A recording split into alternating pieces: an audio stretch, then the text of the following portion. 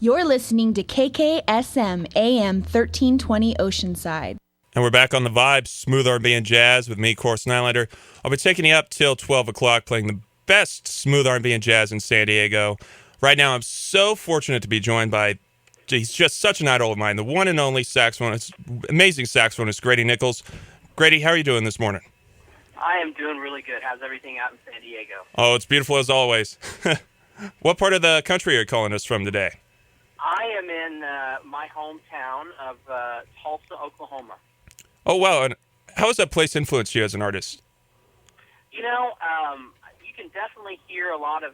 I grew up originally in Arkansas, and you can definitely hear with this last record, Destinations, a bit of the Midwest influence that I had, because a lot of guys in smooth jazz are from the West or East Coast, and I've played San Diego. It's a different lifestyle, different experiences than growing up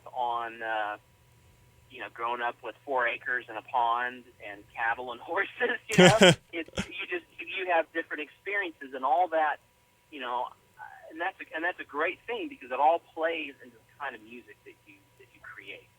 So I think that being where I'm from is a strength in that it gives me a different viewpoint, a different bag of musical influences and life influences that I was around growing up. And I think that feeds the kind of music that you make. And you mentioned your latest release, which is Destinations. How is that album different from your past releases? Well, I am very. My whole approach to recording is, I did Sophistication with Jeff Lorber, and I love working with Jeff. And Jeff is kind of on this path as well, in that it's really, with this fusion project, it's great to work with your band, and have that collaborative effort, and everybody kind of puts a different stamp on the record. And so with Take Me With You and then my most recent release, Destinations, I have worked with my band. And my guys, we have played together. My guitarist, David John, we've played together for 20 years. Oh, wow. All of these guys were great friends, and we played together for so long that when you come together and do a record, it's so much fun because there's no barriers. There's just friendship, and let's put together a great record. And what was different about this process was we went to Nashville. I hired just a big fan of this guy, Chris Rodriguez, who he toured with Kenny Loggins for 20 years. Oh, wow. He got to start with if you've seen the Live at Redwood DVD, that's Chris. He got to start touring with Michael W. Smith and Amy Grant, and then he toured with Keith Urban for 4 years and Kelly Clarkson recently. So he's just the guy, and in Nashville. And so I wanted to work with him and kind of do a little. There's out of the record, there's maybe 2 or 3 songs that have a lot of that Midwestern influence in it. And by working in Nashville, we worked at Ben Folds Studio, which was the old RCA studio where Elvis recorded, where Outlaw Country got its start, like with Johnny Cash and Waylon Jennings and some of those guys. And what was amazing about it was we were all able to record together. It's one of the last studios. There were 3 at one time, one in L.A., New York, and Nashville. This is the last one, and it's an enormous size, and it gives you as a band the opportunity to track at the same time. Oh, wow! And to feed each other, feed off of each other and see each other, and so it just was a wonderful, just a wonderful experience. And also on that record, you collaborated with Bill Champlin, and you did on past records as well. How was that experience? Working with Bill, as you and I had talked a few minutes ago, Bill is one of my heroes. He is the voice of Chicago, at least for me. And working with Bill was great. I had come out to Nashville. Bill had lived in Nashville for a time. He lives on the West Coast now, but when I was starting to work with different writers and different things, I went to Bill, and we did a couple of songwriting sessions together in Nashville and hung out at his house and just, kicking around ideas. But working with Bill is fantastic, and he took the song "You Know Me" and just put the Champlin stamp on it. Where he really he is. added some B3 and some vocals, and just, in fact, he was just going to play B3, and the vocal part was very minimal. He wrote a completely different thing of lyrics, and Chris and I were like, man, this is great. We got to give him a writing credit for this, because this is awesome. So Bill, any chance to work with Bill is a privilege and a pleasure, because he is just I respect the guy enormously. He really is amazing. And how long did it take to finish Destinations? Well, sometimes it takes. Everybody has different processes with records, and Destinations as a whole was probably about a 2-year project, because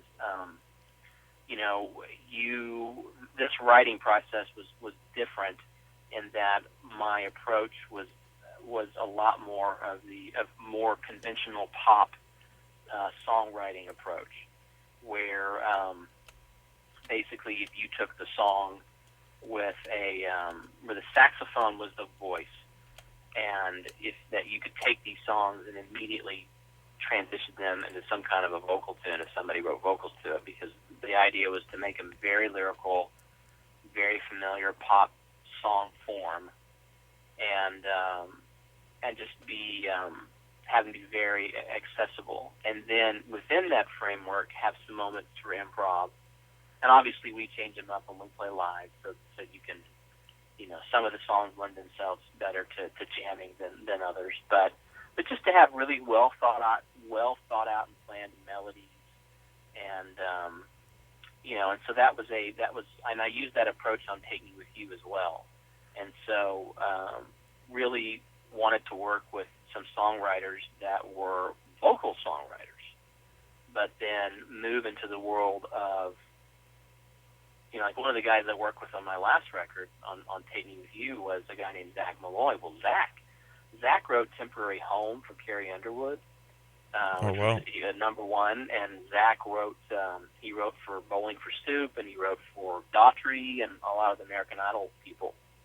Well, he produced Take Me With You, and so for him to work on an instrumental in an exercise of writing a song instrumentally was very different. And see, I love that, because I think that's a really unique and interesting approach to because out of all the instruments that are out there, my belief is that the saxophone is the closest approximation we have to the human voice.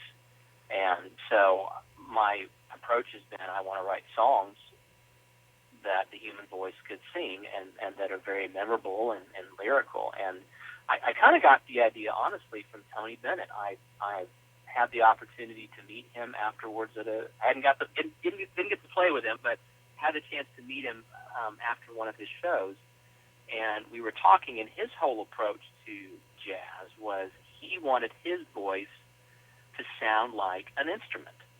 Oh, wow. When he would sing Stella by Starlight or whatever the standard was, he wanted to sound like an instrument. And so I thought about that, and I decided, I'm going to flip it for me and have it be that the saxophone is the voice, and try and approach it from that perspective and see what happens. And you really do a great job at that. When I hear you play, it's very, very melodic, and you could almost replace the saxophone with a singer, and it would you wouldn't be really able to tell that much. I appreciate that. That's kind of been the whole idea with it, and I didn't really discover that I could write lyrics to songs until the last two records, and so that approach kind of opened up some opportunities for me as a songwriter to not just write instrumental songs. So that's been fun as well. And what was the influence behind your album Destinations? I kind of wanted to, people can approach a record two different ways. You can have something and I think what we do in smooth jazz is, I think a lot of it is great mood music, and you can put it on, and from start to finish, it sustains a mood.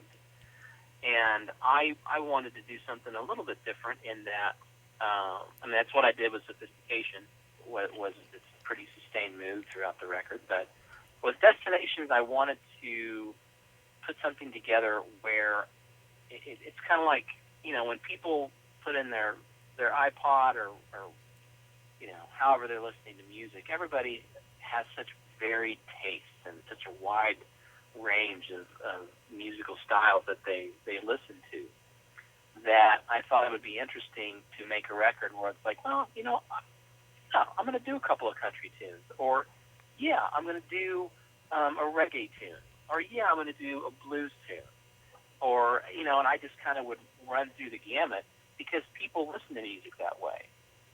They'll have it on random, and it'll go from, you might go to Hall & Oates to Maroon 5, then back to Stevie Wonder. It goes all over the board, because that's how people listen to music now. So I just thought, well, just do that, and then work it out so it's coherent from song to song based upon the order, the track order. And so that's kind of what we did. We just kind of just wrote what felt good. And, I did have some styles in mind that I wanted to tackle, and then just placed the tracks where I felt there was a good flow from one song to the next, and it worked out. And that's what I love so much about you, is your music, you can't really throw it into one genre, say like smooth jazz. It kind of, when I hear it, it crosses over to several genres like country, etc. Mm-hmm. And and that's the thing, because I think the saxophone is so accessible. Because you're a player. It's people love that instrument. Definitely. And I think that, unfortunately, and I know so many guys who feel the same way about this, that, unfortunately in the music business, there have to be labels for things, and you have to categorize things. And I would prefer, I think the saxophone, by definition, is uncategorizable, in that it can be anything. It can play in any genre, with the exception of probably opera. Which is a good thing. You don't want a bunch of high altissimo notes and an opera, an opera thing. I think you'd have people leaving quick. But I think that the industry of music categorizes things, but I don't believe the listener does. I think the listener knows what they like. They may not know what to call it, but if they like it, they like it. Absolutely. And let's go back in time a little bit. When did you start playing saxophone? In the 6th grade.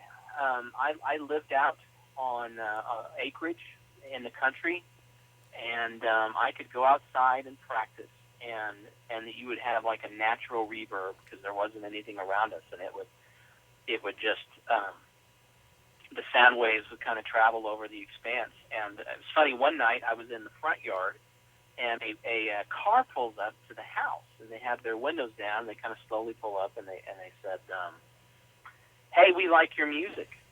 And I didn't know who they were, and I'm like, well, thank you, sir. And he said, "Well, there's just one problem.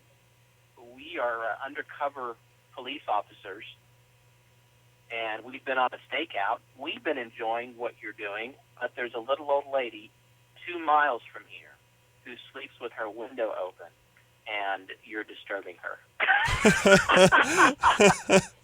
That's crazy. I said, "Well, okay, I'll go in the backyard, and I'll point the other way." So, it's those kinds of experiences that are that are unique to a small town. Well, that was a great story. What was it about that drew you to the saxophone when you started? I think that it's a. I think it's a God thing. I think that for whatever reason, God just put in me, my ears, were drawn to that sound. I remember as a kid riding in my parents' car, and as a little kid in the 70s, and they listened to pop music radio, and anytime I would hear the saxophone, and I don't remember this, but this is my mom would tell me this, that anytime I would hear it, I would just instantly be like, hey, that's the saxophone. And I just knew what it was when I heard it, and I loved it. I mean, you remember Baker Street by Jerry Rafferty? Yeah. The sax was really the star of that song. The sax had the hook. And it was stuff like that was a lot more prevalent then. And I just heard it, and I loved it, and wanted to play the sax. And what was kind of a drag when sixth grade rolled around, there were so many kids that wanted to play the sax. My band director talked me into playing the French horn under the guise that it sounded similar to the saxophone. Really? Seriously? And I bought into it. I tried it. I did the French horn for a couple of weeks and was like, no, this isn't working out. And so they let me come over and play the saxophone. And, I was last chair because I was behind. But, I practiced and then, gradually got up to first chair. So. And look where you are now. Right, yeah. So it's all worth it. It's all worth it. And what music artists have influenced you as an artist? Oh, I would say one of the bands that influenced me the most was Chicago, because it had all those things that I loved. I loved the horn arrangements that Pankow did, and I loved Bill's voice. I loved all 30 years of it. I mean, I loved the 70s Chicago. I loved the 80s Chicago, because there's definitely a difference with Hard to Say I'm Sorry versus Saturday in the Park. There was a transformation there. David Foster, a big fan of David Foster, which kind of, piggybacks off of Chicago and Bill Champlin. And anything that David Foster was like Jeff Lorber to me also, that anything that either David or Jeff produced, I would go and buy it. I had to have it. They were huge influences, and I just studied it, absorbed it, played along with it. And then saxophone-wise, without a doubt, my favorite artist was David Sanborn. And you can hear some of that in my playing. I mean, growing up in a small town in Arkansas, there wasn't really anybody around to help me figure out the altissimo fingerings. And I used to record Sanborn on Letterman, and I would freeze the frame to see what his fingerings were for the altissimo range. And that's how I learned some of them. Oh, wow. It just... I was that hungry for it, and I mean, I would record, even if it was, at that time he would sit in with Schaefer in the band all the time, and they would do the intros and outros, all those hits, all the time, and it was fantastic. And so I would record those and study them, even if it was 30 seconds, just because I was like, man, this guy's amazing. And how long did it take you to be able to reach that range? Oh, I think a little while, because you have to practice overtones and things to really great tone production. The thing that I love about Sanborn is that he was so focused on sound, because that's what's so awesome about the saxophone is you can put 6 players in a row, and each one of them is going to sound different. Oh, yeah. They're all going to have a different timbre or tonality to their tone.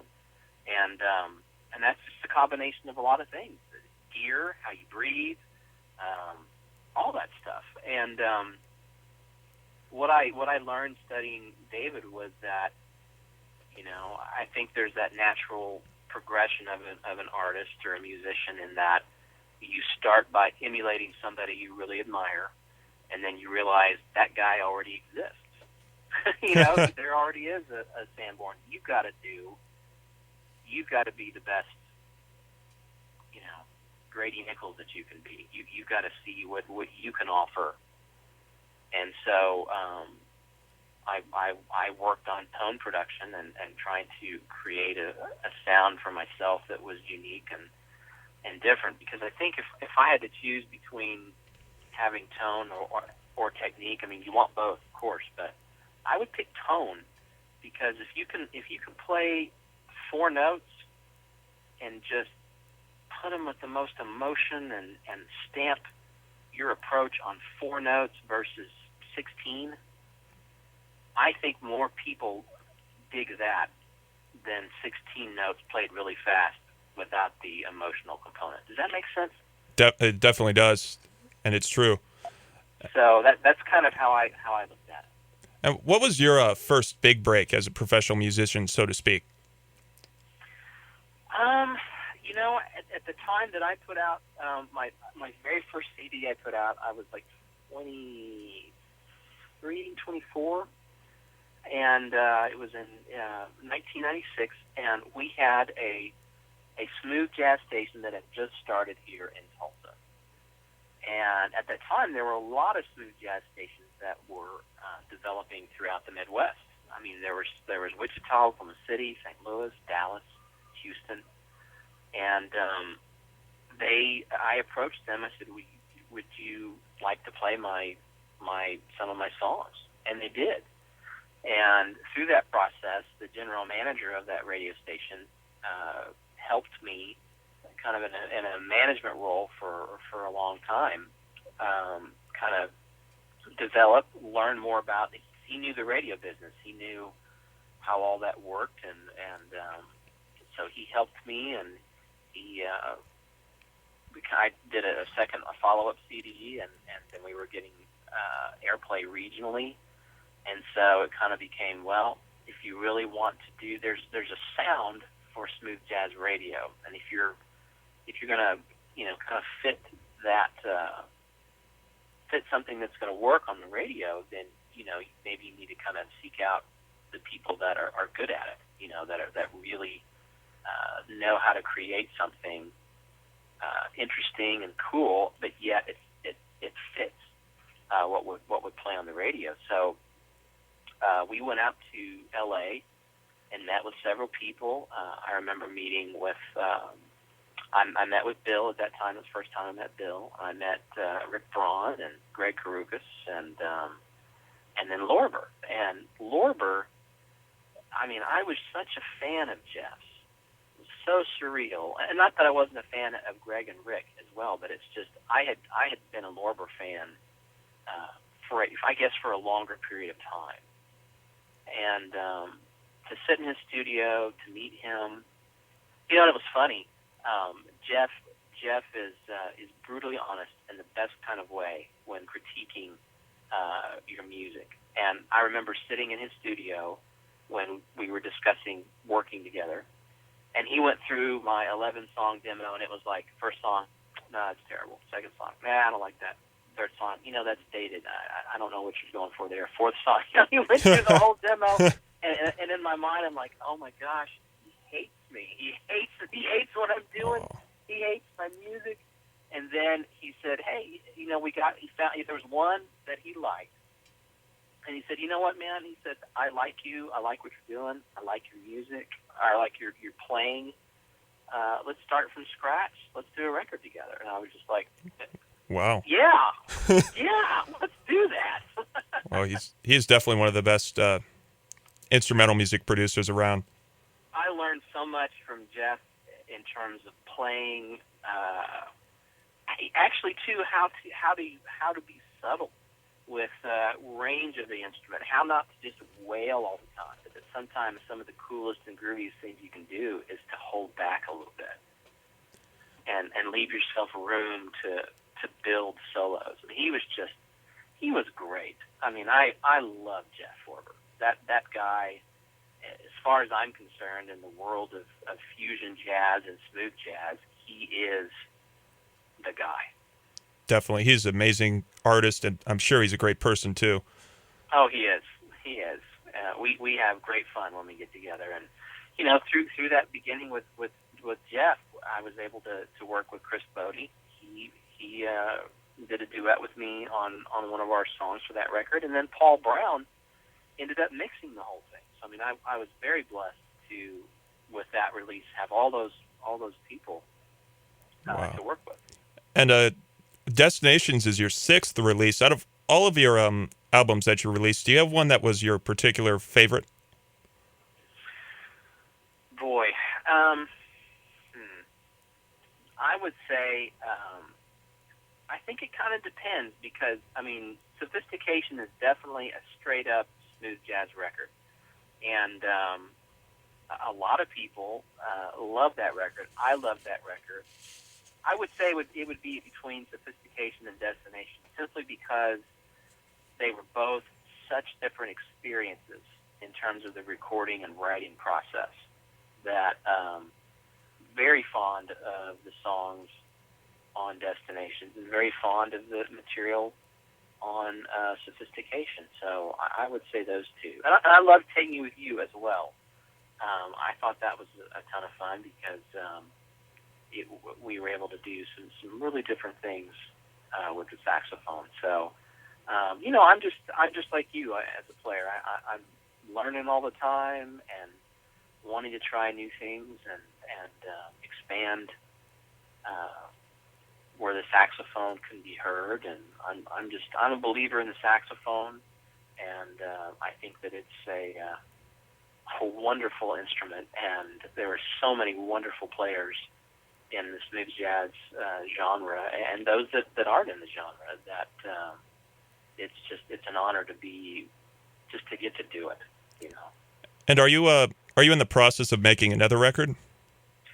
I am actually. I'm working on a Christmas CD, a Christmas record, and I'm in the kind of and this is a whole other approach as well because with a Christmas record, it's not like you have to start from scratch with writing everything. You basically are taking songs that are part of our Christmas canon, if you will, and trying to recreate them in an interesting way to put a different stamp on them. So that takes a lot of research, a lot of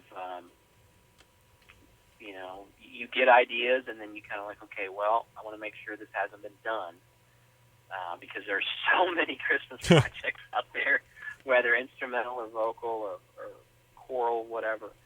So you just want to try and do something that's unique and that you can put your stamp on. So that's what we're doing. We're working on that, and Chris Rodriguez is producing again, and and it'll be one that I do with my band as well. And so I'm really excited about it. I think it'll be great fun. I can't wait to hear that release. Where can people go and buy your music if they'd like to? Well, you can go. We're on iTunes. You can go to iTunes. I believe we're on CD Baby, Rhapsody, all of the Amazon as well. All of the normal digital outlets that you want to go to. But we're on iTunes. That's probably the easiest, and people are most familiar with that. So any of our music is there. We've got a ton of videos you can watch on YouTube.com/Grady Nichols fan, and then of course my website GradyNichols.com. So send me an email. I get all those emails and love. Sometimes it sounds crazy. Sometimes it's easier with an email than it is with Facebook. But I do like Facebook as well, and I have a Twitter, but I don't tweet. So if you see a tweet come out from me, it's not actually me. It's somebody else.